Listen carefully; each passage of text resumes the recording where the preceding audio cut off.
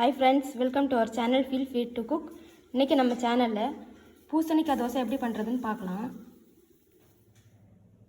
அதுக்கு தேவையான ingredients இட்லி அரிசி 2 கப் எடுத்துர்க்கேன். இந்த கப்ல 2 கப் எடுத்துர்க்கேன். இதே கப்ல 1/4 கப் உளுத்தம் பருப்பு, 1 டீஸ்பூன் வெந்தயம், 1/4 பூசணிக்காவை கட் பண்ணி வச்சிருக்கேன். இப்போ இந்த அரிசியோட உளுத்தம் பருப்பு, வெந்தயம் இப்போ இது 3 தடவை வாஷ் பண்ணிட்டு தண்ணி ஊற்றி வச்சிருக்கேன். இது 2 மணி நேரம் நல்லா ஊறணும். இப்போ அரிசி உளுத்தம் பருப்பு எல்லாம் 2 மணி நேரம் நல்லா ஊறிடுச்சு. இப்போ இதை அரைச்சி எடுத்துக்கலாம். கட் பண்ணி வச்சிருக்க பூசணிக்காவை மிக்ஸி ஜாரில் ஆட் பண்ணியிருக்கேன். இதை ஃபஸ்ட்டு அரைச்சி எடுத்துக்கலாம். இப்போ பூசணிக்காவை அரைச்சி எடுத்துக்கிட்டேன். தண்ணி எதுவும் ஆட் பண்ணாமல் அரைச்சி எடுத்துக்கிட்டேன். இப்போ இதை ஒரு மிக்சிங் பவுலுக்கு ட்ரான்ஸ்ஃபர் பண்ணிக்கலாம். ஊற வச்சிருந்த அரிசி உளுத்தம் பருப்பை இப்போ மிக்ஸி ஜாருக்கு ட்ரான்ஸ்ஃபர் பண்ணிட்டேன். இதை லைட்டாக தண்ணி ஊற்றி இது நல்லா ஃபைன் பேஸ்ட்டாக அரைச்சி எடுத்துக்கலாம். நான் கம்மி குவான்டிட்டியில் செய்கிறதுனால நான் மிக்ஸி ஜார்லேயே அரைச்சிக்கிறேன். நீங்கள் நிறையா செய்யணும் அப்படின்னாக்க நீங்கள் கிரைண்டரில் அரைச்சிக்கோங்க. இப்போ இந்த அரிசியை நல்லா ஃபைன் பேஸ்ட்டாக அரைச்சி எடுத்துக்கிட்டேன். இப்போ இதோடவே நம்ம ஆல்ரெடி அரைச்சி வச்சுருக்கோம் இல்லையா பூசணிக்காய், அதையும் ஒரு தடவை ஆட் பண்ணி இதோட நல்லா அரைச்சி எடுத்துக்கலாம்.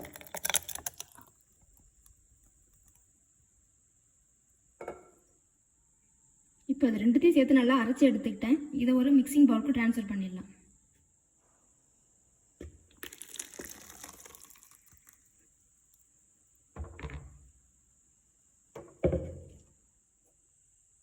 இப்போது அரைச்சி வச்சுருக்க மாவோட லைட்டாக உப்பு ஆட் பண்ணிக்கலாம்.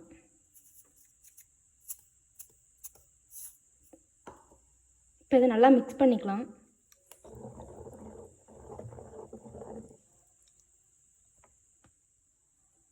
இப்போ அரைச்சி வச்சுருக்க இந்த மாவு நல்லா புளிக்கணும். 8 மணி நேரத்துக்கு இதை அப்படியே வெளியிலே வச்சிடலாம். ஒரு லிட்டு போட்டு க்ளோஸ் பண்ணி வச்சிடலாம். இப்போது 8 மணி நேரம் ஆயிடுச்சு. மாவு நல்லா புளிச்சிருச்சு.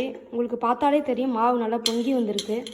இதை ஜஸ்ட்டு ஒரு மிக்ஸ் பண்ணிவிட்டு இனிமேல் நம்ம தோசை ஊற்ற வேண்டியதான். இதை ஜஸ்ட்டு ஒரு நல்லா மிக்ஸ் பண்ணியாச்சு. இது ரொம்ப கெட்டியாக இருந்தால் கொஞ்சம் தண்ணி ஆட் பண்ணிக்கோங்க. ரொம்ப தண்ணி ஆட் பண்ணால் அப்புறம் தோசை வராது. இந்த பதத்துக்கு இருக்கணும். ஒரு தோசைக்கல்லை ஹீட் பண்ணிவிட்டேன். இப்போ மாவை ஆட் பண்ணிக்கலாம்.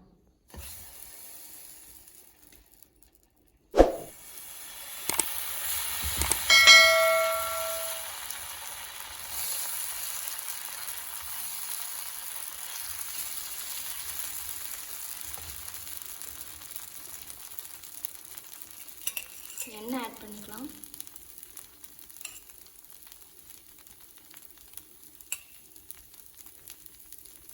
இது ஒரு சைடு நல்லா வேகட்டும். ஒரு சைடு நல்லா வெந்துருச்சு. இப்போ திருப்பி விட்டுக்கலாம்.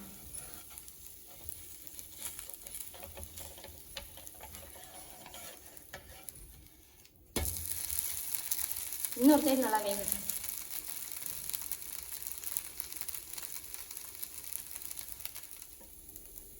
இப்போ 2 சைடு நல்லா வெந்துருச்சு. இப்போ நம்ம தோசையை எடுத்துக்கலாம்.